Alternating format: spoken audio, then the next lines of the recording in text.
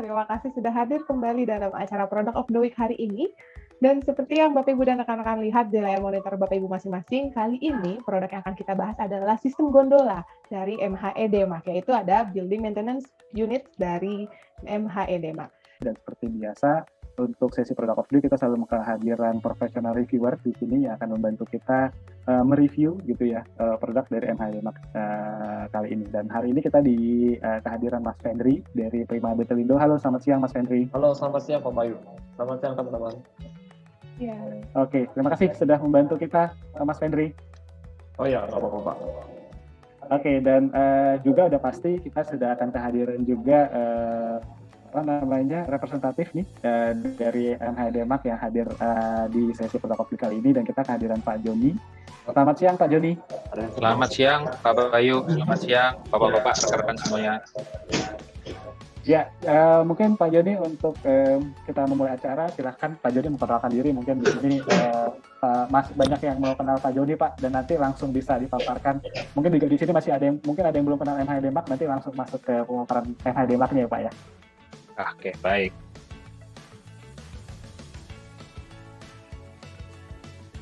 Nama saya Joni Yusto, saya selaku Senior Product Manager di MHE Demak Indonesia. Saya kurang lebih bergabung di MHE Demak sekitar 16 tahun. Jadi saya menangani dari sales, marketing, engineering, dan technical terkait dengan produk-produk yang hari ini kebetulan kita akan presentasikan di produk publiknya, yaitu mengenai BMU. Saya juga menghandle terkait produk car parking, dan ada juga boom lift.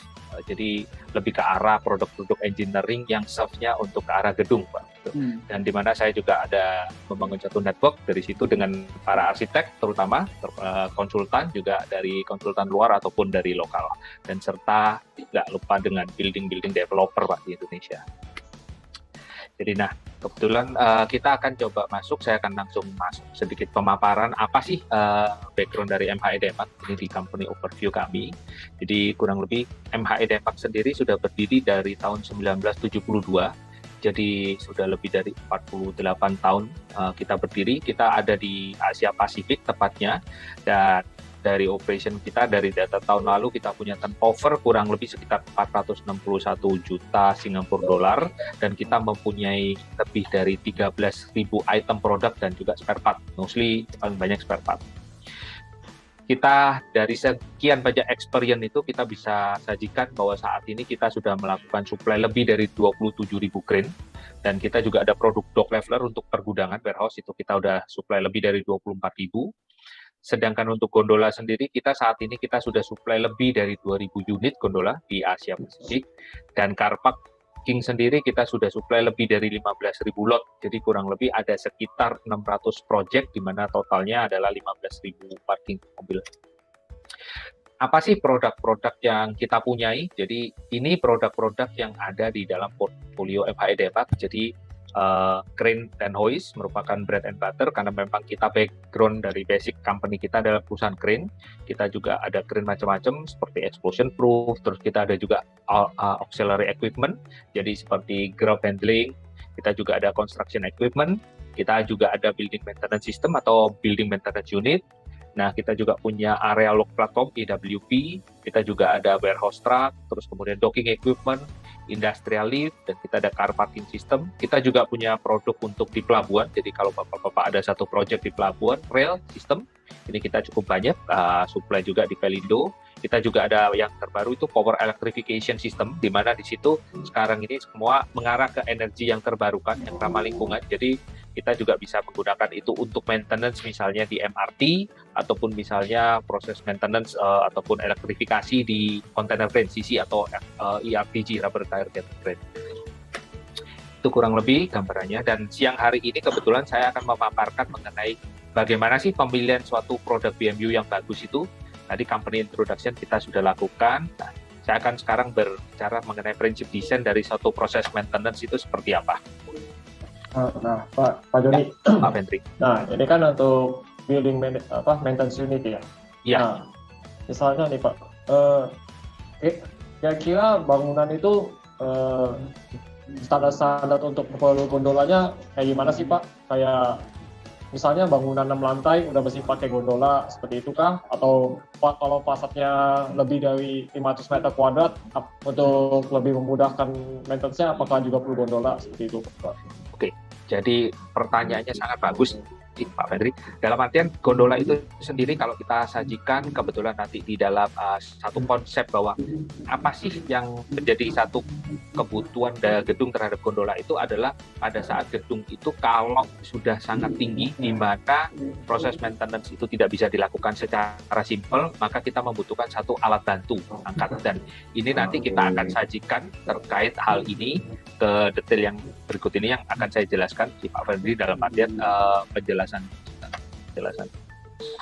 Oke, jadi kalau kita lihat sih yang tadi Pak Fendri tanyakan, ini adalah contoh gedung-gedung yang indah, Pak, dalam artian, dan di sini kebetulan dari 5 contoh itu, dari 6 contoh di sini 5 gedung itu adalah di 4 gedung di Indonesia dan 2 gedung di luar yang saya ambil.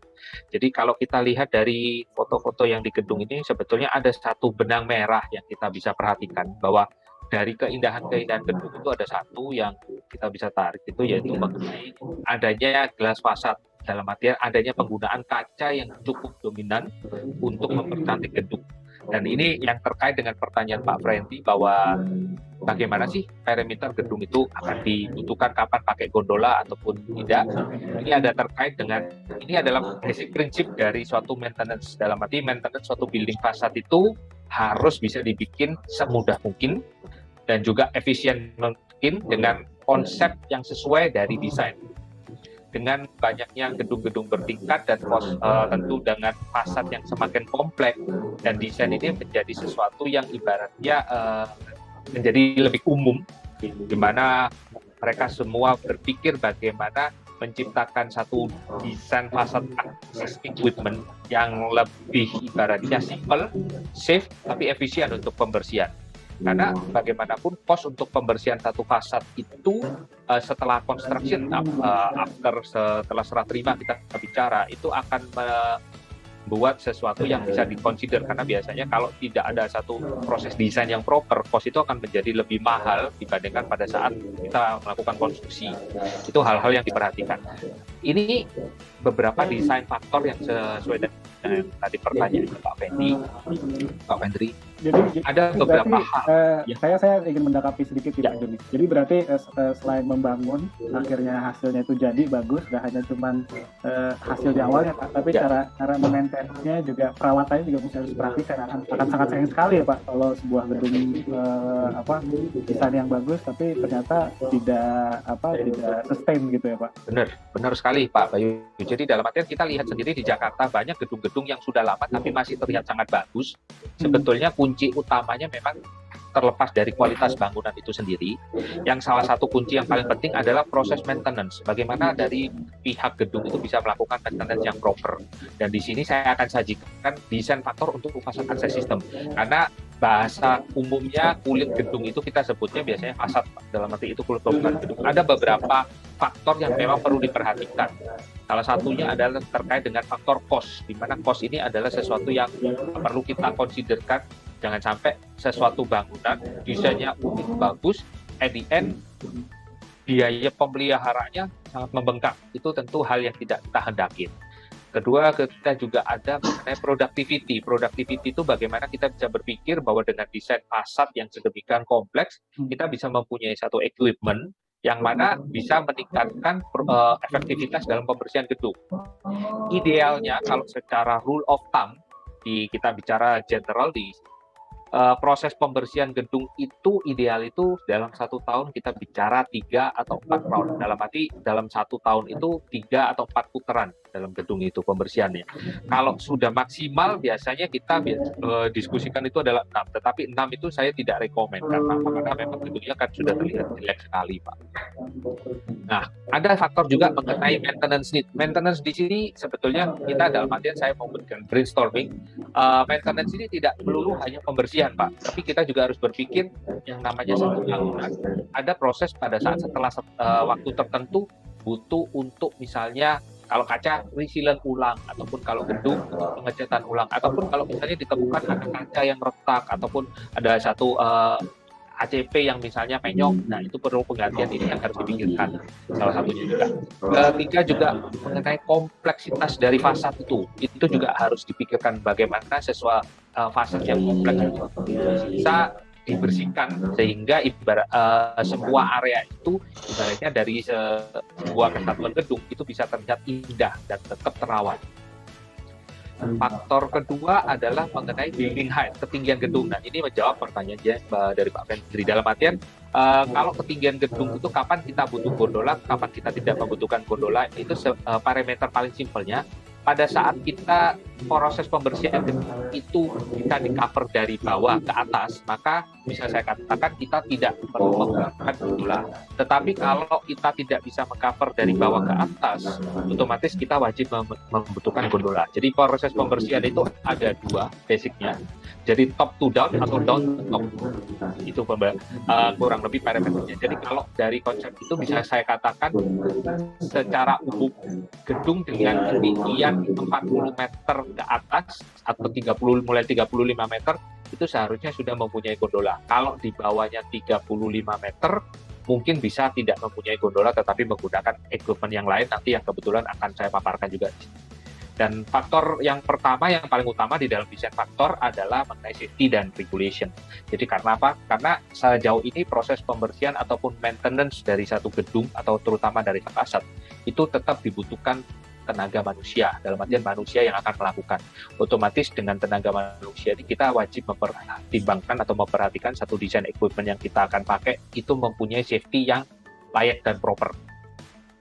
Oke, Pak Doni, nah itu ini kan tadi kayak bangunan, khususnya untuk bangunan tinggi kan ya, pasti ya bisa dianggap sangat dibutuhkan lah ya, kalau udah di atas 40 meter kuadrat, di atas 40 meter tingginya.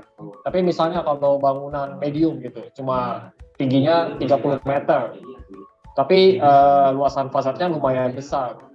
Nah itu kan ujung-ujungnya kan cost-nya itu apakah lebih efisien pakai gondola atau lebih efisien pakai seperti rata-rata kalau di Indonesia pakai mobil damkar ya, dibersihkan ya dari bawah ke atas gitu. Nah itu kalau sesuai pengalaman Bapak lebih efisien apa sih? Apakah gondola aja udah dari awal sampai akhir atau ya pas mau maintenance pakai mobil damkar kayak gitu Pak? Kalau untuk gedung-gedung yang skala medium tadi pertanyaan Pak Frendy, saya bisa katakan at the end di hasil akhir gondola jauh lebih efisien Pak dan lebih efektif. Kenapa? Karena yang pertama untuk penggunaan mobil seperti ibaratnya work platform seperti itu yang mobil-mobil damkar tentu yang harus dipertimbangkan mengenai desain dari area pemakaiannya, dalam artian tapaknya akan ditaruh di mana, itu harus diperhatikan. Yang kedua yang menjadi challenging adalah biasanya penggunaan mobil damkar itu kan memakan space yang cukup besar Pak. Space yang cukup besar. Nah itu biasanya menjadi poin utama agak menyusahkan pada saat praktikalnya karena nanti akan mengeblok seluruh jalan dan kita tahu proses pembersihan gedung itu bukan satu proses yang satu hari akan selesai Pak Fendi. Dalam artian butuh proses minggu, berhari-hari, berminggu, bahkan berbulan-bulan. Dan kita tidak bisa bayangkan kalau akses lalu lintas atau akses traffic di gedung itu terblok hanya karena adanya satu proses pembersihan yang dilakukan atau menggunakan mobil seperti mobil damkar seperti itu. Jadi faktor lain juga mesti harus diperhatikan ya Pak ya? Benar, jadi jangan sampai Bapak punya gedung, area misalnya main entrance-nya mau dibersihkan, Bapak pakai mobil damkar ke area bagian fasad depan, otomatis akses utama terblok, nggak bisa masuk. Iya. Jadi karena proses pembersihan ini tidak bisa selesai dalam satu hari Pak. Jadi kecuali misalnya kita bicara bangunan yang ibaratnya cuma kecil kayak sekelas ibaratnya rumah lah, itu mungkin satu hari selesai di bagian depan rumah. Tapi kalau kita bicara gedung tentu fasadnya akan ukuran fasadnya luasannya lebih besar daripada rumah. Jadi, nah ini sebetulnya tadi menyambung pertanyaan dari Fendri juga dengan Mas Bayu. Ada beberapa metode untuk kita bisa pembersihan satu gedung. Yang pertama yang paling basic itu adalah pakai scaffolding Pak. Itu yang metode yang utama, tapi ini tidak menjadi populer karena seperti gambar di sini, Bapak bisa lihat untuk pembersihan aja mereka harus bikin scaffolding sekian besar. Yang kedua juga bisa menggunakan mass climbing platform, tetapi mass climbing ini hanya bisa untuk konstruksi karena dia harus ada tie back ke gedung. Ketiga, kita bisa juga menggunakan Mobile Elevated Work Platform, dalam artian MEWP. Nah, otomatis dengan MEWP ini bisa juga diadakan pembersihan gedung, ibaratnya kita sebutnya cherry picker atau boom lift. Yang keempat, kita sebutnya room access. Ini bahasa tekniknya room access, tetapi bahasa ibaratnya umumnya kita sebutnya pakai Spider-Man. Ini juga tidak terlalu efisien kalau kita bicara high-rise building. Kalau gedung di 3-4 lantai, oke. Karena apa? Karena untuk setup satu rope access yang proper kadang butuh waktu 1 hari. Dan rope access ini sifatnya hanya dari atas ke bawah, setelah itu mereka nggak bisa naik lagi, naiknya naik lift. Nah, yang terakhir itu adalah mengenai Suspended Access Equipment, di mana SAE ini di dalamnya ada juga yang kita sebut dengan gondola, Pak. Jadi ini gambaran contohnya, apa sih SAE itu? SAE itu adalah satu alat yang fungsinya adalah top to down, bekerjanya dari atas ke bawah, merupakan suspension platform, dan mereka mempunyai standar internasional yang harus diikutin. Dan mereka ada 2 model, sebetulnya basicnya. Yang pertama kita sebutnya permanen. Yang kedua kita sebut temporary, di mana perbedaannya permanen itu adalah sesuatu yang sifatnya fix dan permanen, tidak bisa dipindahkan, dan temporary itu adalah sesuatu yang bisa kita pindah-pindahkan. Gambarannya seperti ini, Pak. Di sebelah kiri ini adalah temporary, kita hanya install untuk temporary purpose, special task, jadi biasanya paling banyak ini adalah dikonstruksi pada saat misalnya project jalan. Yang di sebelah kanan ini adalah yang kita sebut dengan permanen suspended platform, dalam artian BMU. Salah satu adalah bagiannya dari Suspended Access Equipment yang sifatnya permanen.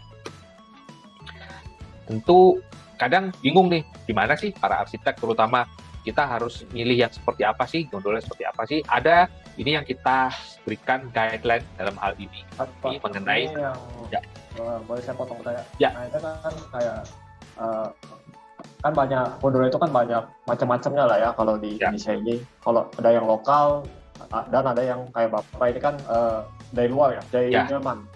Nah, kan saya kabar-kabar lah tentang harganya Denmark. Katanya itu ya 30% di atasnya lokal gitu, Pak. Ya pasti owner matanya ya lihatnya yang murah dulu lah ya. Nah, ini kenapa gitu Denmark bisa ya lumayan ya bisa harganya di atas lokal gitu. Oke. Jadi ini pertanyaan yang sangat bagus, Pak Menteri. Ini juga pertanyaan yang sangat sering kita temui. Jujur memang ini ibaratnya kayak menu harian kita nih, Pak. Kalau ketemu nggak ada komen itu rasanya kurang marem, kurang pas. Lalu pada saat, jadi apa sih yang membedakan di sini? Saya nanti akan kupas secara tidak sampai detail semua, tetapi apa sih yang membedakan? Satu yang pasti adalah dari equipment yang kita berikan ataupun kita tawarkan kepada customer, itu dalam hal ini ataupun produk kita bisa janjikan satu bahwa kita mengikuti satu international standard, dalam artian di mana international standard itu sesuatu yang baku dan menjadi base dari desain unit kita.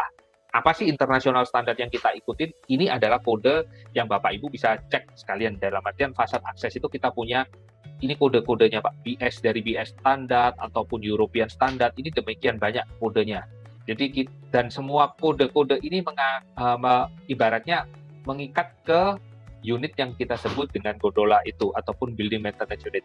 Tapi di antara kode-kode ini kita yang akan nanti berbicara lebih detail adalah terkait dengan IN 1808. Karena kalau saya jabarkan semua ini agak tidak memungkinkan, Pak. Jadi di IN 1808 ini kita akan berbicara kenapa sih produk yang kita offer atau yang selama ini tadi pertanyaannya Pak Fendi, kok kesannya nih mahal ya Bapak? Ya, ini yang kita sajikan bahwa sebetulnya kalau kita mendesain sesuatu produk mengikuti desain di sini, tentu secara pricing positioning kita tidak akan ibaratnya berbeda jauh. Ini yang membedakan kami dengan beberapa, terutama kita bicara dengan local made. Kenapa? Karena saat ini kita bisa katakan di Indonesia sendiri ini ada sesuatu yang belum sama dengan country yang lain, di mana desain gondola itu tidak ada yang benar-benar regulasi yang spesifik. Dan kenapa tidak ada regulasi spesifik? Karena memang belum dibikin oleh pihak yang terkait dalam hal ini dari pihak Kementerian Ketenagakerjaan. Dan ini yang menyebabkan kenapa unit kita itu selalu compliance-nya ke IN, Pak. Karena memang di Indonesia belum ada, jadi kita akan memberikan sesuatu yang memang kita jadikan platform sampai sekarang, yaitu di regulasi di standar desain IN 1808 ini. Pak Joni, maaf Ya. saya jadi mau tanya mengenai IN 1808 ini Pak. Ya. Berarti ini standar regulasi mengikuti standar Eropa ya Pak? Karena setahu saya kan ada beberapa standar regulasi yang ada Amerika, kalau enggak mungkin ada yang Jepang ya, mungkin sudah mempunyai standar-standar pekerjaan, khususnya mengenai yang untuk teknis-teknis material gitu Pak. Jadi benar Pak, dalam artian IN ini didevelop pertama sesuai dengan namanya adalah European Norm. Tetapi sebetulnya IN ini juga ada sambungan benang merah ke standar-standar seperti JIS ataupun ANSI ataupun misalnya kita bicara DIN ataupun BS standar, itu ada linknya dalam artian sebetulnya ini berlaku semua, dalam arti tidak hanya di dalam gondola, tetapi di dalam standar-standar apapun, dalam hal desain apapun, sebetulnya standar itu sendiri tidak berdiri sendiri, karena mereka akan punya satu benang merah ataupun kaitan ataupun koneksi dengan standar-standar yang lain. Dan itu sudah common practice dalam artian IN sendiri ini, kalau kita lihat apa yang ada di dalam IN sendiri, di dalam standar misalnya GIS, JIS, itu mereka juga tergantung. Cuman di dalam bahasa yang sedikit berbeda, tetapi intisarinya sama. Di American Standard pun juga sama. Bahkan di beberapa kondisi kita bicara, ada kondisi tertentu American Standard itu mereka punya requirement yang lebih tinggi terkait dengan safety dibandingkan dengan IN. Oke. Baik. Menarik Pak. Silakan Pak Joni dilanjutkan. Oke, terima kasih. Jadi ini beberapa poin. Jadi saya hanya sadur beberapa poin aja karena IN itu banyak sekali. Jadi yang pertama mengenai calculation codes itu tadi, kemudian yang kedua ini yang saya highlight ini adalah yang saya anggap menjadi sesuatu yang kritikal mengenai structure subject to fatigue, di mana di situ dijelaskan mengenai number of cycle. Itu BMU itu harus mempunyai desain untuk struktur kurang lebih sampai dengan 60.000 cycle. Jadi 60.000 cycle itu satu cycle itu adalah satu kali naik dan satu kali turun. Itu satu cycle, jadi bisa dibayangkan BMU itu untuk sesuatu BMU yang proper mereka harus bisa bertahan sampai dengan 60.000 cycle, which is berarti 60.000 kali naik turun. Naik turun Pak. Wow. Iya. Nah kalau satu hari Bapak misalnya naik turunnya seumpama misalnya 2 kali, Bapak bisa bagi berarti satu hari di 2 kali 60.000 cycle itu dia harus bisa bertahan sampai dengan 30.000 hari. Nah 30.000 hari Bapak bisa bagi lagi dengan jumlah hari aja Pak.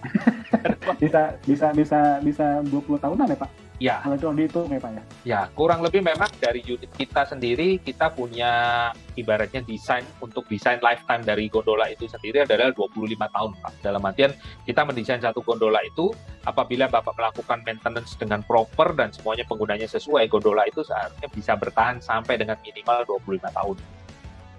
Kemudian ini ada juga mengenai mechanical part Pak, untuk breaking, kerusakan dari mechanical part, ketahanannya di sini juga sama disebutkan kurang lebih sampai dengan 60.000 cycle, di mana ini adalah standar yang ditulis oleh IN, dicantumkan di situ. Nah ini ada juga faktor terkait mengenai restraint yang dicantumkan di IN. Di restraint ini nanti saya ada sedikit video.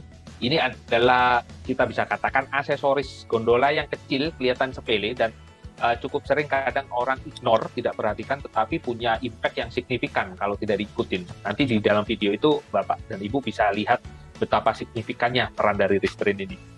Terkait juga ada mengenai gearbox, di situ di IN disebutkan irreversible gearbox is not regarded as a brake. Dalam artian mereka tidak merekomendasikan satu gearbox dengan tipe warp gear. Tuh.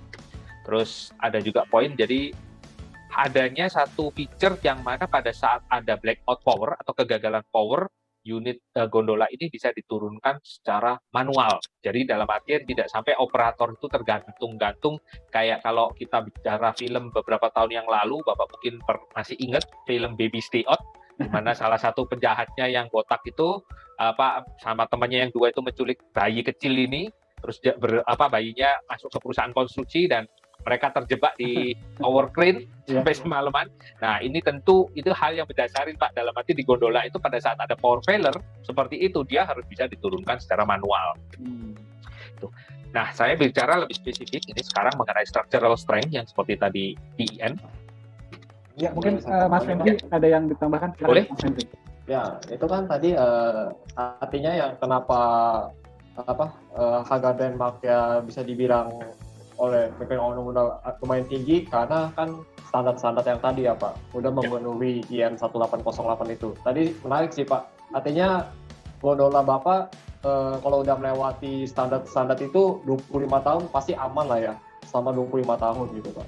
Ya, kita memang Nah. punya minimum standar desain lifetime itu di angka 25 tahun, Pak. Tetapi dengan catatan harus juga ada maintenance ya, Pak. Karena namanya equipment apapun, tentu kalau tidak dilakukan maintenance, dia tidak akan bisa bertahan.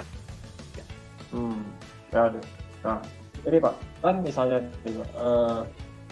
kan kita pernah dengar ada peristiwa kalau di sebuah bangunan itu ada gondolanya yang bermasalah ya, kayak gondolanya jatuh gitu. Terus ada makan kecelakaan juga Pak seperti itu.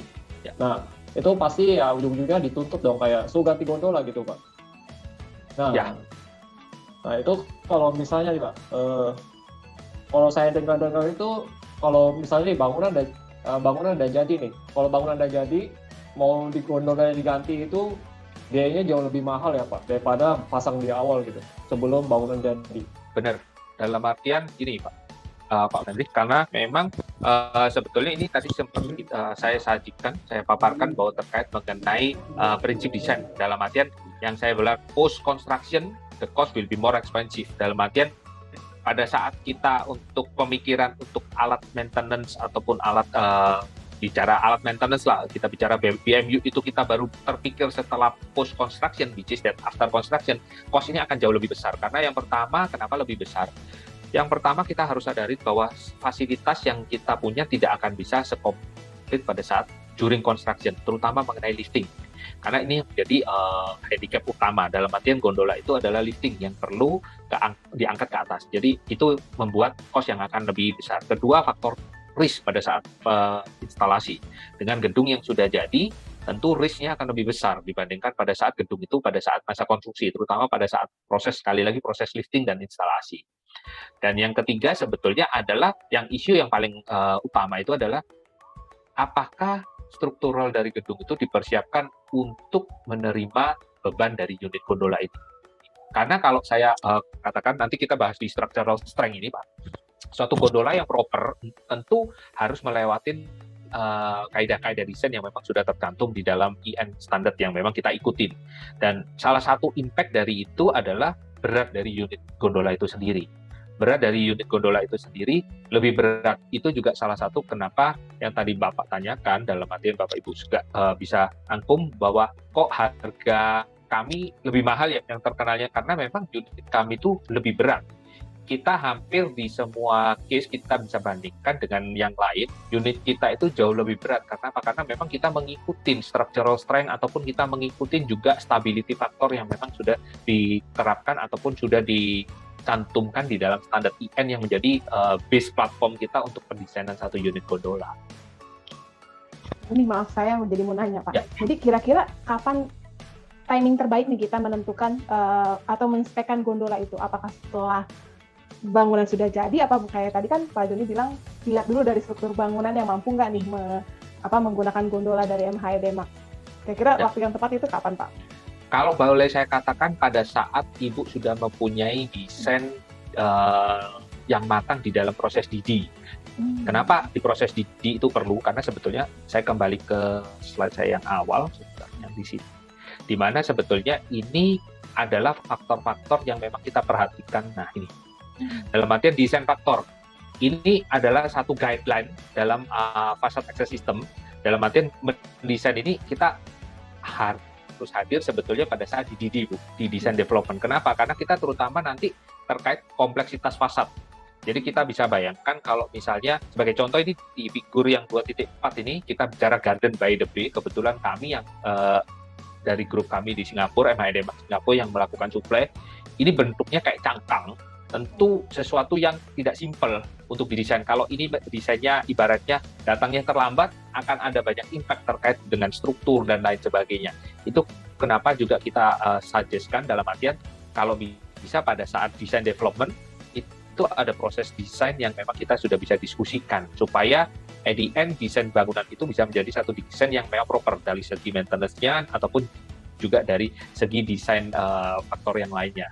Gitu. Baik, makasih Pak Joni. Ya, jadi memang itu kadang menjadi pertanyaan dan juga kadang kita sendiri juga menghadapi diputuskan di last minute itu menjadi satu dilematis seperti itu. Jadi Memang karena ya hal-hal seperti ini yang tidak dikonsider sebelumnya. Jadi kalau di sini sebagai contoh, ini kita bicara mengenai structural strength. Di sini juga Bapak dan Ibu bisa lihat bahwa kita sendiri ada terbagi di gondola itu adalah terbagi dengan load case. Load case itu adalah load dari unit gondola itu sendiri, LC1, LC2, LC3, dan LC4.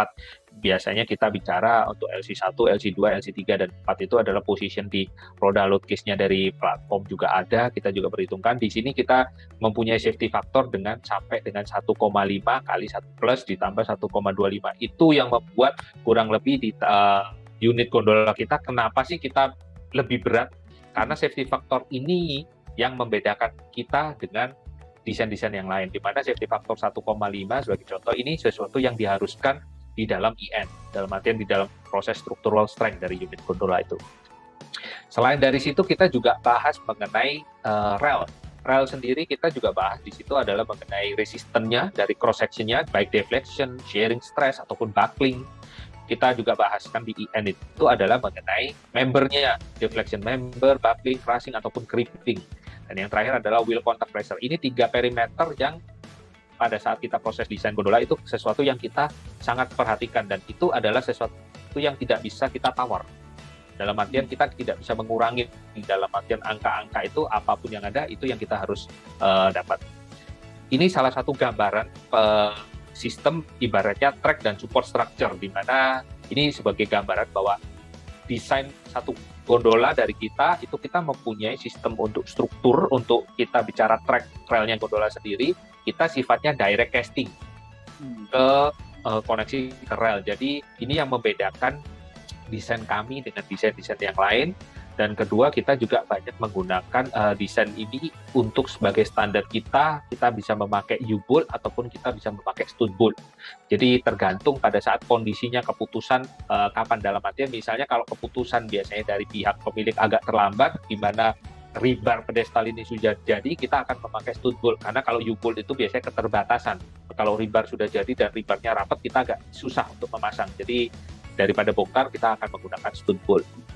Pak Joni, mohon maaf, saya jadi mau kasih sedikit tanggapan nih Pak. Tadi kan mungkin Riza juga sempat tanya, idealnya gimana sih pada saat kita ingin mengaplikasikan atau sudah untuk gondola ini Pak. Tadi kan Pak Joni sempat sampaikan bahwa idealnya adalah pada saat DED gitu, pada saat desain sudah dipikirkan. Nah, tapi kan ada beberapa mungkin Mas Fendri juga merasakan atau teman-teman yang lain juga merasakan gitu kan, building owner atau owner itu kadang-kadang suka bukan melupakan ya, tidak mengutamakan pada saat sisi setelah jadinya gitu, maintenance-nya. Nah biasanya kalau dari Pak Joni atau dari MHD Max sendiri itu kalau ada mungkin owner building yang akhirnya wah baru kepikiran gitu Pak, akhirnya sedangkan gedung sudah setengah jadi atau sudah mau jadi gitu, akhirnya kan di atas itu biasanya area untuk material ME ya Mas Fendri ya. Nah itu biasanya solusi yang bisa diberikan oleh MHD Max seperti apa Pak? Jadi sebetulnya kita sendiri di dalam unit BMU sendiri, gondola sendiri, kita mempunyai beberapa macam produk Pak. Dalam artian range produk kami itu cukup komplit, dalam artian kita punya dari top to down dan kita punya ibaratnya bottom up, dari bawah ke atas, itu kita punya. Jadi memang pada saat kita nanti berdiskusi, itu kita bisa berikan satu gambaran advice, seperti apa sih kalau sistemnya yang misalnya yang lebih pas. Memang pada saat ya tentu, karena gondola sendiri ini sebetulnya ada satu fleksibilitas, dalam artian semua gondola itu sistem sebetulnya kita bisa katakan adalah design and build Pak sistemnya. Tidak ada gondola yang masuk kategori sebagai mass product. Jadi gondola itu purely akan kita desainkan sesuai dengan desain gedung itu sendiri. Tetapi memang ada beberapa hal, kondisi tertentu, bukan hal, dalam artian kita harus ada satu adjustment. Misalnya prosesnya, area kerjanya, space-nya seberapa, terus kemudian terkait dengan beban struktur. Nah, ini kenapa kami sarankan itu ada didiskusikan di awal. Jadi supaya beban-beban ini pada saat misalnya sebagai contoh perhitungan struktur, itu sudah bisa terakomodasi. Karena kalau tidak didesain memang agak susah. Kami ada 2 case yang terakhir itu juga sama kebetulan, terkait yang di gedung itu mereka unit gondolanya itu tidak berfungsi dan ibaratnya rusak sudah beberapa kali. Pada saat mereka memanggil kami untuk dilakukan penggantian, kita sudah survei yang terjadi, kita bisa propose, tetapi yang menjadi handicap dan sampai sekarang bottleneck, belum ada solusi. Ternyata struktur gedungnya tidak cukup kuat untuk menahan beban gondola kami. Nah, karena di awal mereka tidak memberikan desain yang proper, dalam artian di awal itu mereka tidak mempunyai desain yang ibaratnya yang capture terhadap satu sistem gondola yang bagus itu seperti apa sih. Mereka di situ itu mereka menggunakan sistem model kayak Socket and David.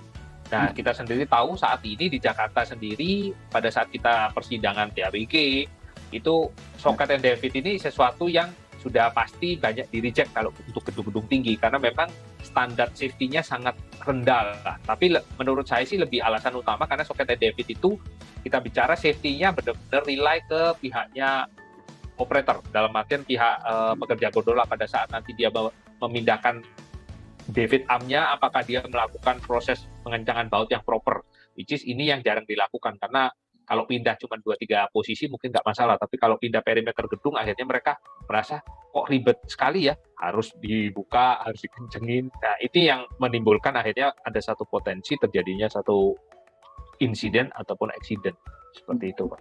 Itu ending bangunannya jadinya gimana, Pak?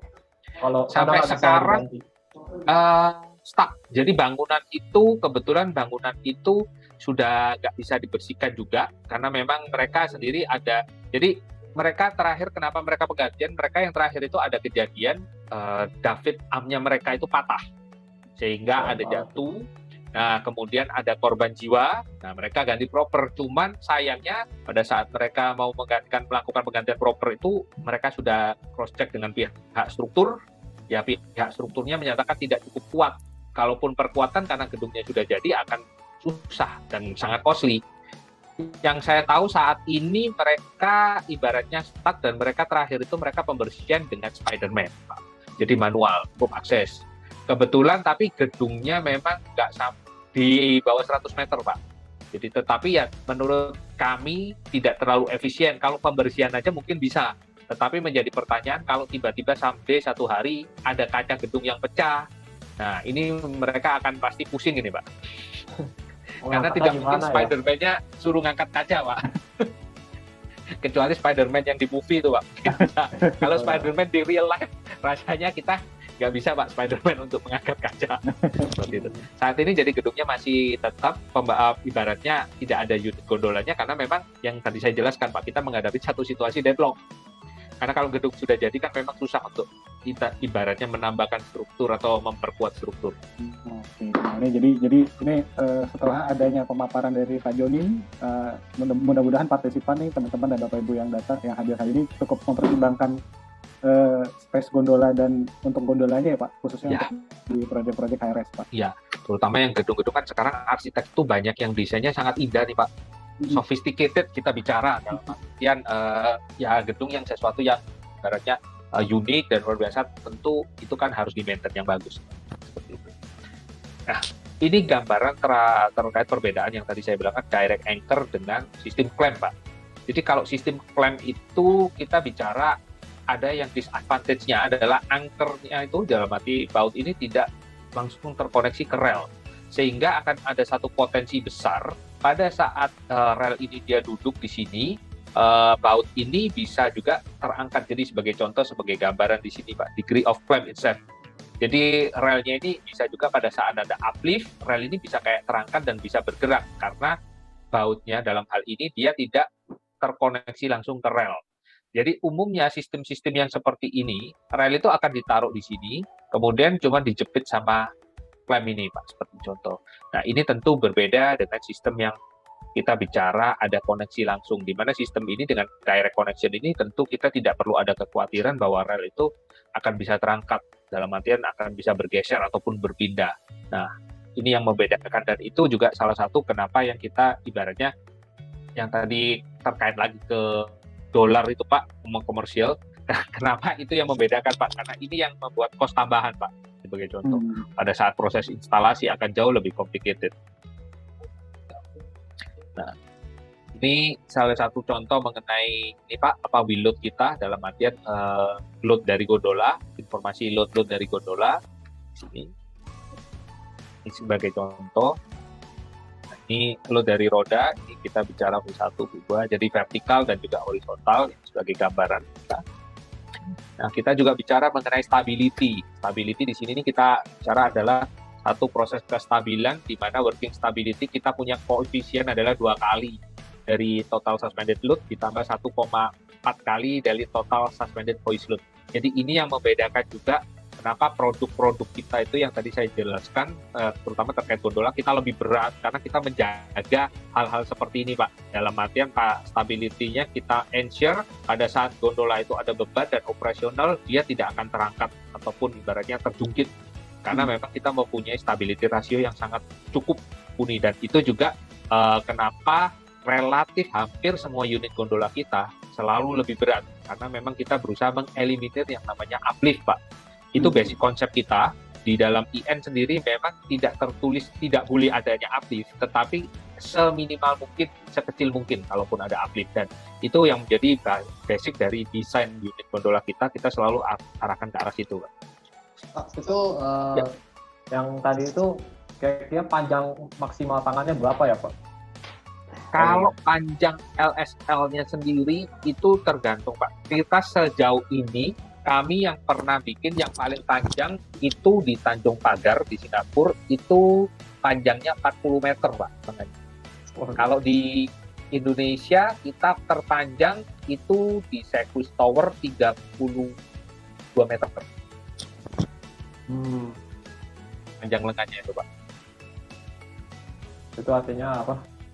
Semakin panjang pasti semakin berat kan, Pak? Iya, logikanya kayak gitu.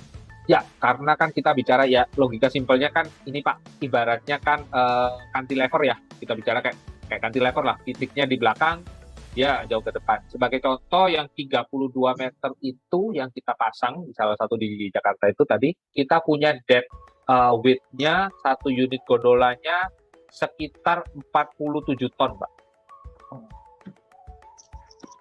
Nah, itu kenapa kita perlunya diskusi di awal, Pak. Supaya beban-beban di sini kalau kita bicara mungkin cuma 10 kilo, 100 kilo, it's okay, Pak. Tapi begitu kita bicara angka 47 ton ini akan jadi angka yang sangat signifikan, Pak. Ya, setuju, Pak. Gede baroknya berapa dah tuh? Iya. Nah, ini kebetulan kita juga selain dari yang tadi stability, kita dalam satu proses desain itu kita harus perhatikan stress analisis, Pak, dan fatigue. Ini kita di sini ada allowable stress-nya, dalam artian VE-nya, value untuk allowable stress-nya, kita di situ masing-masing sudah ada perimeternya, dan ini yang harus diperhatikan, Pak, terkait di sini. Dan ini untuk fatigue sendiri ini, kita ada grouping-nya.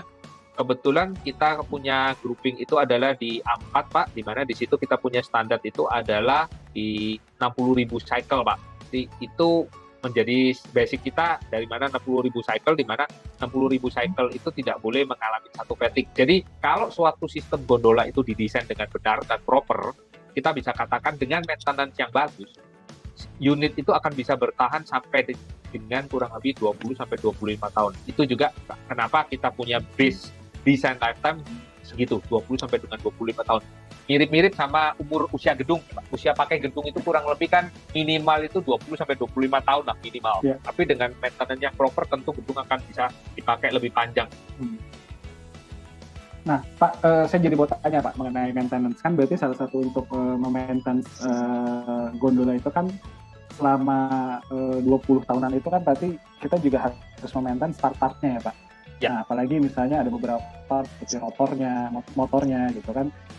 Kita anggap ini seperti mesin mobil lah gitu. Itu biasanya dari part-partnya itu yang fast moving kemungkinan akan ada pergantian gitu.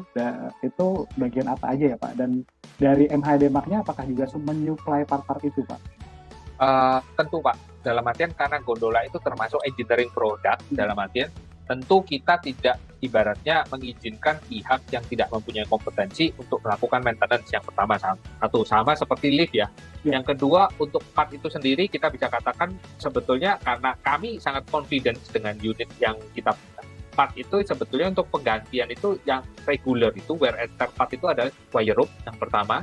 Wire rope itu memang karena sama seperti lift ya, kurang lebih dia ada punya usia pakai dalam artian, dan dia punya lifetime selain karena memang kerusakan, tapi dia juga punya lifetime. Wire rope sendiri itu penggantian kurang lebih sekitar 5 tahun, Pak. 5 tahun sekali, 5-6 tahun sekali.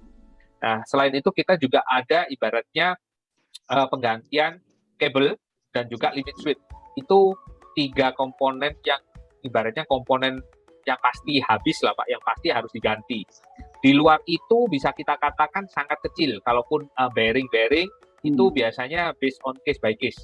Dalam artian tergantung nanti sama usia pakai ya setelah sekian lama mungkin 10 tahun. Tetapi kalau 3 tadi kabel, wire rope sama limit switch itu adalah komponen yang umum yang sering kita ganti. Kalau mesin hoist sendiri itu sama sebetulnya kayak kita beli mobil Pak, mesin itu nggak mungkin ganti Pak. Iya.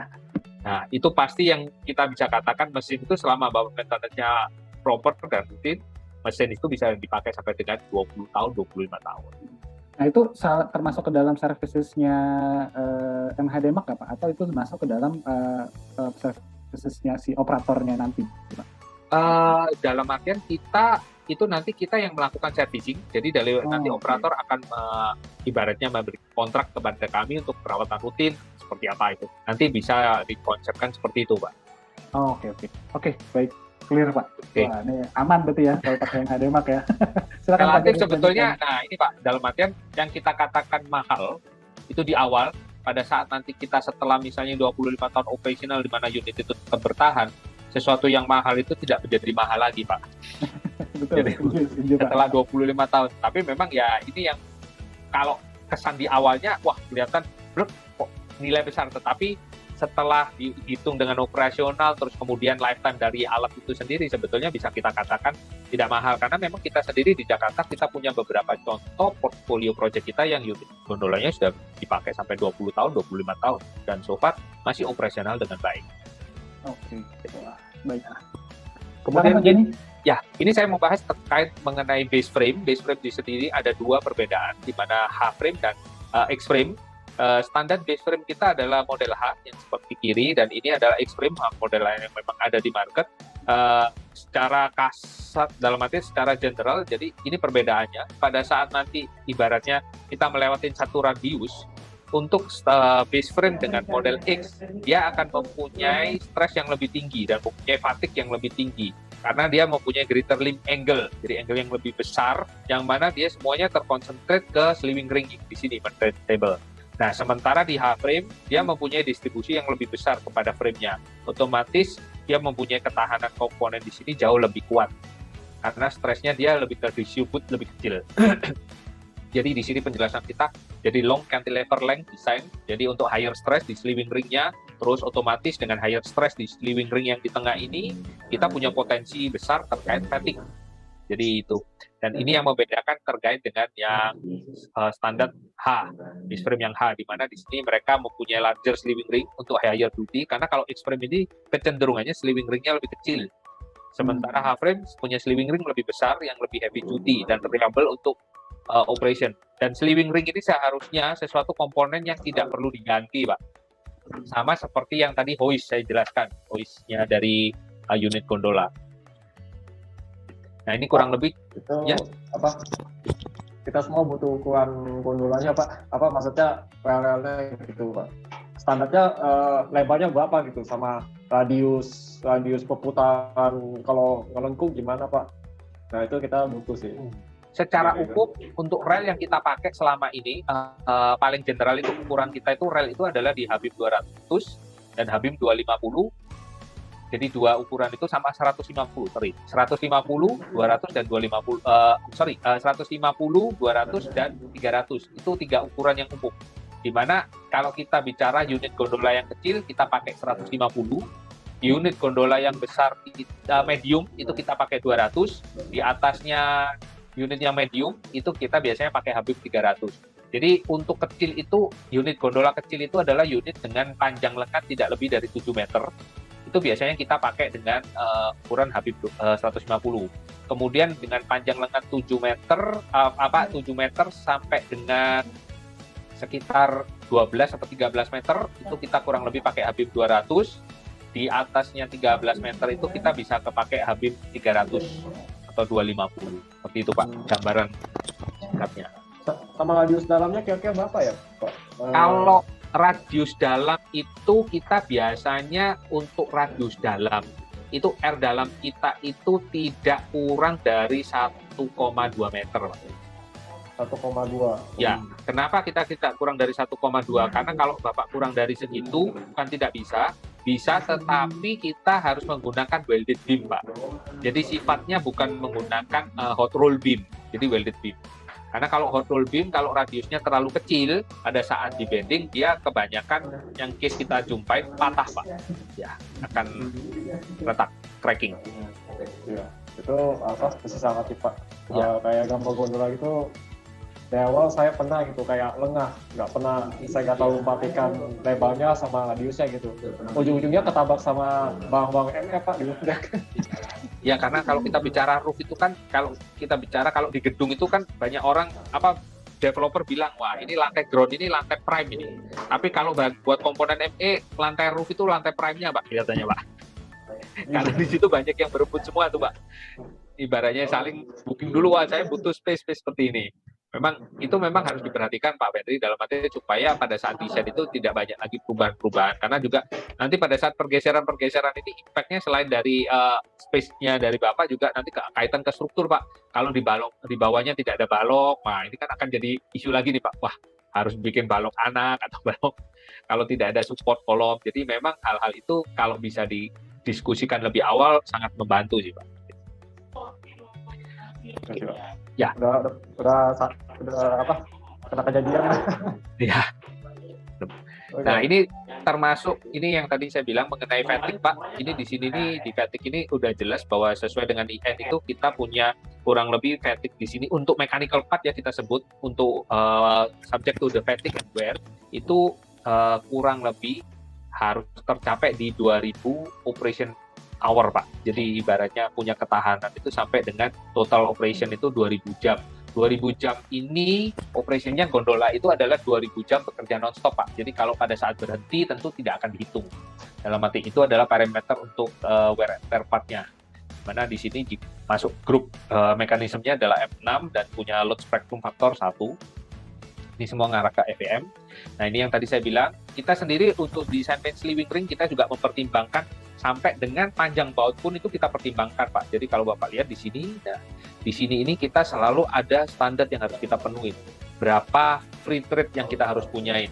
Jadi kalau di sini insufficient clamping length dari sleeving ring, tentu otomatis di bautnya akan menimbulkan stres seperti gambar yang di sini. Stres yang sangat besar, Pak. Dan ini berpotensi untuk menimbulkan kegagalan ataupun fatigue di baut itu sendiri. Jadi ini kurang lebih standarnya.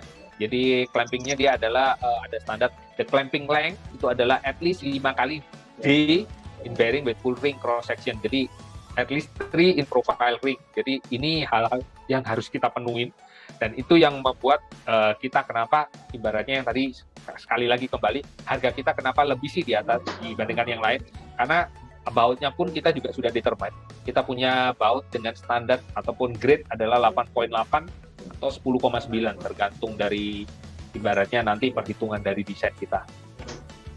Nah, ini contohnya Pak, salah satu baut yang fatigue, yang patah.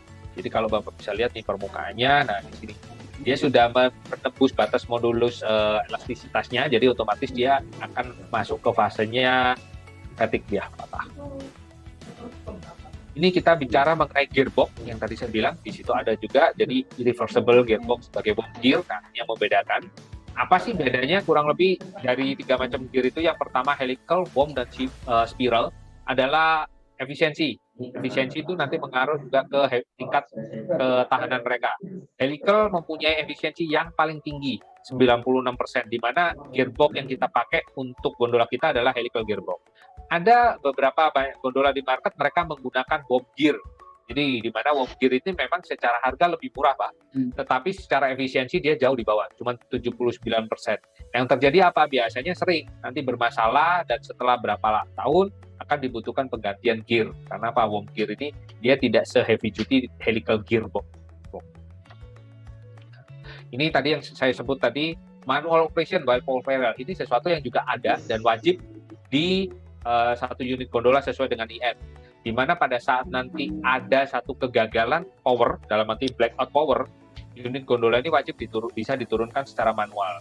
Nah, ini gambaran dari mesin house dari unit gondola kami. Di sini ada satu stick bar yang Bapak bisa tarik ke sebelah kiri, tentu keranjang gondola akan turun secara manual, dan itu pun kita tidak perlu khawatir karena juga ada overload device sebagai safety. Jadi kalau pada saat Bapak nariknya ini terlalu kenceng ke sini, dia overload device itu akan mengunci. Overload device-nya di sini, Pak. Jadi dia mechanical brake-nya akan bekerja supaya operator yang di dalam keranjang nggak merasa kayak keranjangnya akan mau jatuh. Jadi bisa diturunkan, tapi Bapak harus speed-nya konstan dan tidak boleh sampai terjadi overspeed.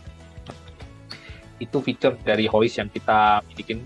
Nah, kita juga perhatikan terkait mengenai desain dari mesin house. Jadi ini perbedaannya. Kalau Bapak lihat di kiri dan kanan ini mereka desain dari mesin house-nya itu di atas. Which is kalau dari kami tidak pernah taruh di atas. Karena apa? Karena pada saat nanti kejadian emergency seperti yang sebelumnya di slide sebelumnya ini, tentu operator akan kesusahan. Pada saat kalau desain mesin house-nya ditaruh di atas, kita bayangin operator harus naik tangga, terus buka mesin house di sini untuk bisa melakukan manual. Kalau di kita selalu mesin house kita taruh di bawah, supaya pada saat nanti ada kondisi emergency, operator tidak perlu kebingungan yang di atas, mereka bisa melakukan rilis dengan mudah. Ini yang membedakan kami dengan beberapa. Nah, ini adalah restraint, Pak. Restraint system ini adalah sesuatu yang tadi saya sebutkan, aksesoris kecil yang terlihat sepele, tetapi sangat besar impact-nya, Pak. Jadi restraint ini sesuai dengan IN harus dipasang apabila Bapak mempunyai gedung lebih dari 40 meter. Dan mereka punya standar intervalnya sendiri adalah per 20 meter. Interval dihitung dari ujung titik gondola teratas. Drop pertama tidak boleh lebih dari 20 meter sampai drop berikutnya sama. Dan mereka akan berhenti pada saat di titik perhentiannya adalah di bawah 40 meter. Kami sendiri selalu mengedukate dari pihak customer ataupun pihak yang kita berdiskusi bahwa restraint ini hal yang penting yang tapi mandatory. Pak Ferdinand sendiri ada beberapa case dengan saya, kita sendiri pada saat ada satu tender ya, kita nggak bisa berpartisipasi karena memang dari pihak customer tidak mau memakai restraint, which is dari kami tidak bisa mensuplai karena ini terkait dengan safety dan karena ini memang sangat penting. Apa sih yang akan terjadi kalau gondola itu tidak punya restraint? Ini saya bisa contohkan. Jadi ini ada kejadian di Denver, Pak, di mana keranjangnya besar dan mereka tidak ada restraint. Kita bisa lihat bagaimana keranjang itu akhirnya diterbangkan secara liar oleh angin. Dari atas ke bawah kita bisa proteksi melalui wire rope. Kalau kita bicara dari atas ke bawah itu wire rope kita bisa proteksi, yaitu yang ada di hoist. Dan angin itu tidak ada angin yang bertiup dari atas ke bawah ataupun dari bawah ke atas. Tetapi restraint itu kenapa begitu penting? Karena kita tidak ada proteksi terhadap angin yang keluar dari samping. Jadi itu kenapa alasan bahwa pada saat di restraint itu sangat penting. Karena angin dari samping ini, kejadian di Denver ini disebabkan kalau Bapak lihat itu adalah angin yang bertiup dari samping kencang. Dan di mana wire rope yang turun ini dari atas ke bawah tidak ada terkunci sama sekali ataupun tidak ada tieback ke arah bangunan. Sehingga itu yang membuat kenapa restraint itu menjadi sesuatu yang penting, Pak. Dan kalau tidak ada, ini akan menimbulkan satu potensi terjadinya satu accident. Dan dari kami sendiri tidak kompromi terkait hal-hal yang kaitannya sama safety. Makanya tadi saya sharekan bahwa kita juga ada sempat case saya dengan Pak Ferdinand dalam hal ini kita mundur karena memang pihak customer tidak menghendaki restraint dan kami sendiri tidak mau karena kita sudah tahu terhadap safety-nya yang jelas-jelas dibutuhkan. Kecuali kalau gedung di bawah 40 meter, tapi ini pada saat itu kita gedungnya hampir 180 meter dan kita sendiri kita putuskan kalau tanpa restraint kita nggak bisa berpartisipasi karena hal ini, Pak. Ini Bapak bisa bayangkan, nah, ini kengerian yang terjadi, Pak, kalau di dalam keranjang ini. Ini pertama diterbangkan sama angin karena tidak ada restraint, Bapak bisa lihat keranjangnya jadi kayak terombang-ambing. Kita sebutnya, kalau kita nyebutnya free fly in the air, Pak, jadi melayang bebas di udara. Nah, dan ini disambut oleh angin lagi, dilontarkan menjauhi ke gedung, dihantamkan kembali ke gedung.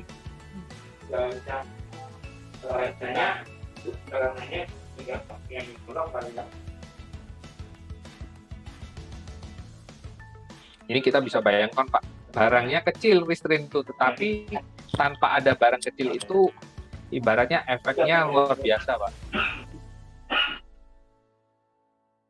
sambil merhatiin gambar ini Pak. Kemudian satu lagi Pak. Ya. Silakan Pak. Sebenarnya STM ini cukupnya siapa ya Pak? Cukupnya supplier gondola atau cukupnya sipil ya Pak?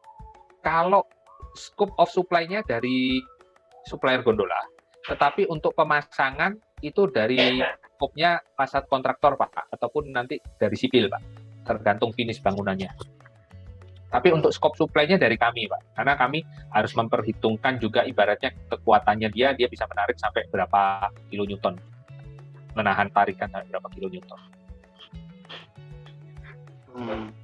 Nah ini kalau Bapak lihat tadi talinya sudah menyilang, otomatis gondolanya nggak bisa dinaikkan Pak, hanya bisa diturunkan Pak. Rescue-nya hanya bisa turun ke bawah karena talinya sudah menyilang, jadi berputar.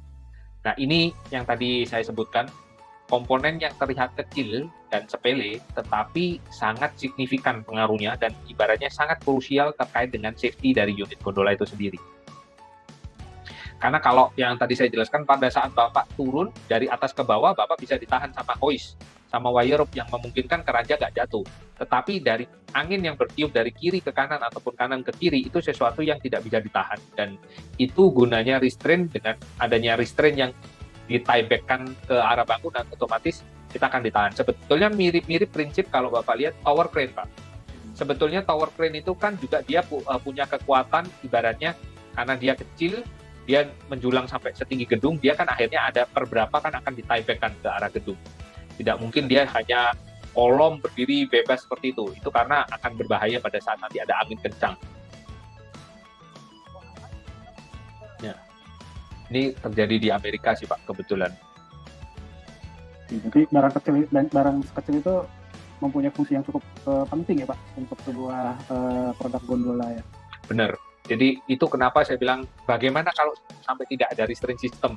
Nah itu impact yang Bapak bisa lihat bahwa barang kecil yang seperti ini kita bicara notabene tidak signifikan lah, bahkan aksesorisnya kecil seperti ini Pak.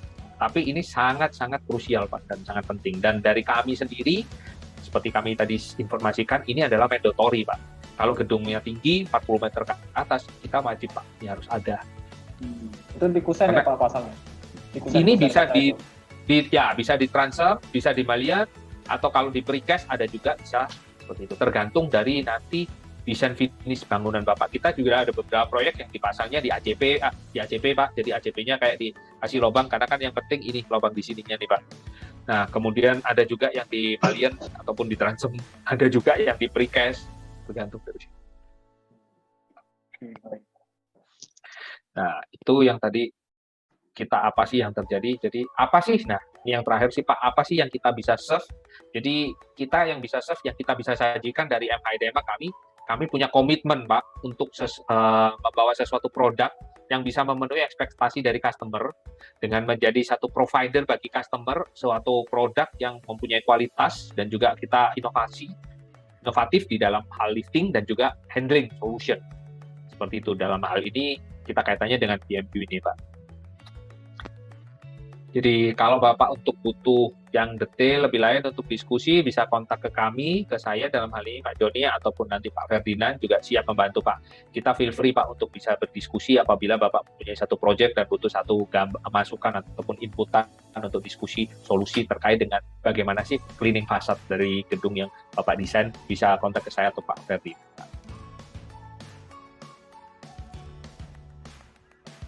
Mas Henry, saya izin bacakan dulu pertanyaan di kolom chat karena sudah cukup banyak pertanyaan di kolom chat. Yang pertama, saya bacakan dari Ibu Nuraini dari Penta Arsitektur. Beliau bertanya, apakah ada alat building maintenance lain selain gondola yang ditawarkan oleh MHI Demak, Pak? Terutama untuk gedung dengan bentuk atap yang luas secara horizontal. Kemudian, apakah MHI Demak juga menyediakan crane system untuk ruang powerhouse atau genset atau MRO pesawat? Silakan Pak. Yang pertama saya jawab Bu, dalam artian untuk alat building maintenance selain gondola itu sebetulnya ada tadi yang saya sebutkan, dan di portofolio yang tadi pada saat awal kita presentasi kita ada dalam artian gondola itu adalah salah satu alternatif, dan di gondola itu sendiri kita juga punya beberapa produk. Sebagai contoh kita juga ada yang namanya monorail, kemudian kita ada yang namanya troli, kita juga ada ibaratnya yang namanya cradle, jadi dan kita juga ada juga untuk alat pembersihan gedung yang sifatnya dari bawah ke atas, bottom up, sebagai contoh seperti mobile elevator platform atau kita sebut biasanya boom lift. Jadi itu bisa kita sajikan dalam artian nanti itu bisa kita berikan satu solusi ataupun kita bisa berikan satu advice tergantung desain dari gedung yang ibaratnya mau dibersihkan seperti apa. Dalam artian kita punya satu project di mungkin kalau Bapak Ibu tahu di kantor pusat Unilever di BSD di Geraha Unilever, di mana mereka untuk pembersihannya mereka tidak memakai gondola, tetapi mereka menggunakan boom lift. Karena mereka di situ mereka yang pertama kalau memakai gondola sangat tidak efisien karena mereka gedungnya itu banyak level, jadi multi level. Otomatis kalau menggunakan gondola berarti akan ada setiap level itu akan mempunyai satu unit gondola dan akhirnya bagi mereka sangat tidak efisien dan mereka akhirnya memilih menggunakan boom lift dengan ketinggian 40 meter. Nah itu tetapi bisa dilakukan karena memang sudah ada koordinasi sejak dari dini. Inilah di sini pentingnya koordinasi sejak dari design development karena untuk padding seperti ini kita sampai bikinkan footnya. Jadi kita dengan arsitek diskusi footnya seperti apa. Jadi itu yang kita bisa janjikan untuk alat building maintenance. Menjawab pertanyaan kedua, untuk crane system kita ada, memang tentu ada, karena memang kami sendiri itu kami sendiri background dari MHI Demak itu adalah perusahaan crane. Jadi otomatis crane itu menjadi sesuatu yang menjadi backbone kita, jadi ibaratnya urat nadi kita. Jadi kita ada crane untuk ruang powerhouse ataupun genset ada, terus kita untuk misalnya maintenance room operation-nya pesawat itu juga ada. Sebagai gambaran kita juga supply crane di Garuda Maintenance Facility, terus kita juga supply crane di maintenance facility-nya Lion, dan kita juga supply crane di maintenance facility-nya AirAsia untuk di Indonesia ya dalam hal ini. Jadi kita ada tergantung nanti seperti apa aplikasinya yang dibutuhkan. Powerhouse genset juga kita juga supply. Jadi supply dulu saya juga supply ke banyak pembangkit PLTD kalau zaman dulu. Jadi waktu itu saya supply tahun 2000-an. Tahun 2000 itu tahun kejayaan banyak PLN menggunakan pembangkit listrik tenaga diesel terutama di Indonesia Timur, Bu. Jadi di situ saya supply untuk PLTD di mana untuk overhaul genset. Oke. Terima kasih Pak. Terima kasih. Ada yang ditambahkan, Bu? Silakan. Ya, tadi kan Bapak suggest supaya keterlibatan dari pihak building maintenance ini muncul ketika tahap DD ya. Akan tetapi kan biasanya kalau portfolio dari perusahaan kami itu mayoritas pekerjaannya bukan swasta Pak, jadi public facilities ya. Jadi seperti stadion, airport yang memang coverage bangunannya bukan ke atas tapi ke horizontal. Nah kemudian tadi terkait dengan maintenance maupun keperluan-keperluan untuk ruang-ruang khusus, tentunya kami idealnya kan berkoordinasi ya dengan spesialisnya. Tapi tentunya kami paham bahwa Bapak juga menyediakan layanannya kan design and build. Mungkin kami juga ketika DD bisa jadi belum pasti gitu akan menunjuk vendor misalnya dengan pihak Bapak atau yang lain. Apakah masih tetap menyediakan layanan untuk konsultasi bagi perancang seperti kami, Pak? Kita sih masih, Bu, dalam artian karena kan kita sendiri juga dalam artian perancangan yang kita berikan kita bisa berikan lebih ke arah yang general ya, dalam artian tidak benar-benar spesifik. Tentu untuk kalau yang nanti misalnya, Pak, saya bisa dikasihkan detail drawing-nya seperti ini. Nah, itu memang akan pembahasan lebih lanjut. Tetapi untuk spesifik yang general, information general yang memang sudah bisa ibaratnya bisa membantu dalam di proses desain Ibu, kita sediakan dan itu prioritas. Biasanya lebih ke arah kriteria untuk misalnya tadi ya struktur, kemudian kriteria untuk tim mechanical electrical. Tentunya misalnya kalau ada crane yang dipasang di gedung misalnya untuk maintenance pesawat, itu powernya harus dilaporkan kan ke tim MEP bangunan gitu. Nah hal-hal seperti itu kami bisa diskusi dengan tim Bapak ya. Bisa, Bu. Jadi nanti gini terkait, jadi kan kalau dari kita nanti kita kan sebagai contoh yang tadi saya informasikan, kita ada produknya macam-macam. Nanti tergantung nanti kalau crane nanti Ibu bisa kontak ke kami nanti bisa ibaratnya juga akan berizinkan ke rekan kami yang memang spesialis in charge di crane. Tapi kalau untuk gondola ataupun boom lift ataupun yang lain, Ibu bisa juga kontak ke kami. Jadi anyway Ibu kontak ke kami, nanti kita akan coba bantu. Oh saya crane, spesifik ini di sini. Oke, nanti kita mungkin koordinasi rekan kami yang akan menghubungi ke Ibu. Tapi kita selaku perwakilan dari MHI Demak, kita bisa ibaratnya membantu dari produk-produk yang kita punya. Oke.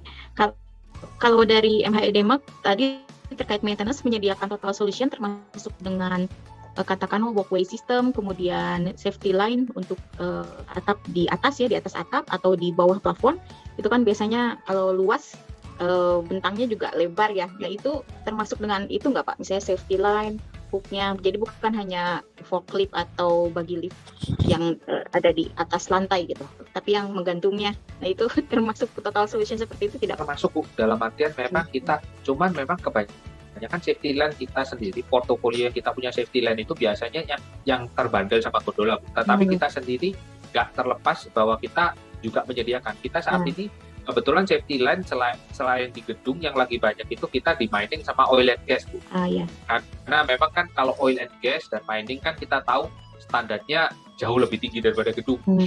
Mereka punya standar, jadi di situ. Kalau di gedung sendiri kita sudah banyak, relatif hampir project kita yang dengan gondola kita pasti juga supply safety line, terutama di kanopi Bu. Karena banyak yang di kanopi gedung itu kan kita juga untuk ibaratnya preventif ya. Kanopi kan kebanyakan kalau gelas fasad kan harus dibersihkan. Nah kalau tidak ada safety line kita consider karena kan bahaya pada saat orang berdiri, ada potensi orang itu nanti bisa terjatuh, terpleset, kalaupun tidak ada satu safety line-nya akan menimbulkan potensi accident yang parah. Iya betul. Baik Pak. Baik Pak, terima kasih. Nanti saya save ininya kontak dari Bapak ya. Terima kasih Pak. Mari. Terima kasih Bu Nuraini. Terima kasih Bu Nuraini atas pertanyaannya, dan mudah-mudahan setelah acara ini nanti bisa langsung menghubungi Pak Joni dan tim dari MHI Demak yang lain ya Pak. Ya.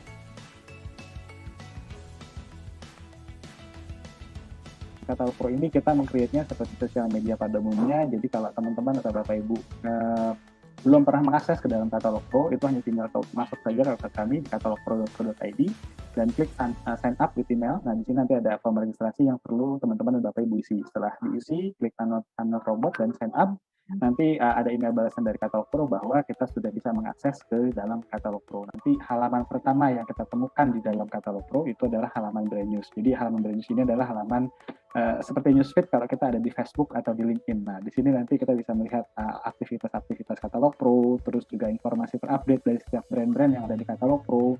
Jadi kita di sini bisa mendapatkan update-update terbaru ya dari semua informasi-informasi yang ada di dalam Katalog Pro, seperti brand-brandnya, seperti aktivitas kami ataupun yang lain. Fungsi Katalog Pro adalah membantu Bapak Ibu teman-teman sekalian untuk mendapatkan informasi data teknis produk yang dibutuhkan. Contoh di sini kita sudah ada 3 kategori pekerjaan, ada arsitek interior, sipil, sampai NE. Nah, misalnya kita sedang membutuhkan kategori NE, kita sedang ingin mencari gondola.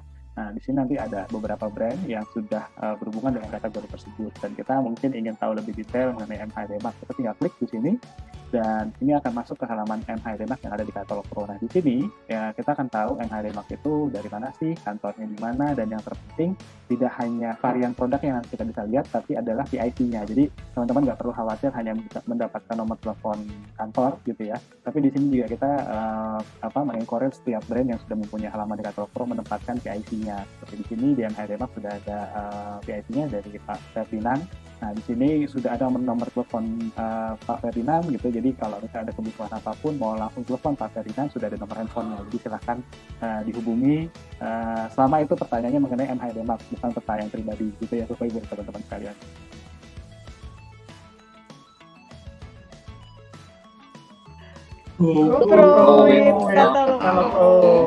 Oke, terima kasih. Terima kasih teman-teman. Sekali lagi saya ucapkan terima kasih sebanyak-banyaknya kepada tim dari MHI Demak, di sini ada Pak Joni, Pak Ferdinand. Terima kasih atas informasi produknya. Dan juga terima kasih kepada Mas Fendri yang sudah mewakili teman-teman partisipan untuk mengulas produk dari MHI Demak. Dan juga terima kasih kepada teman-teman partisipan semuanya yang sudah meluangkan waktunya untuk hadir dalam acara Product of the Week hari ini. Jangan lupa untuk terus saksikan Product of the Week minggu depan dan juga Protos hari Jumat ini bersama Pak Haryanto. Kita akan bahas tentang program-program dari IAI Jawa Barat. Jadi sampai jumpa kembali di hari Jumat besok. Sampai jumpa. Assalamualaikum warahmatullahi wabarakatuh. Selamat sore.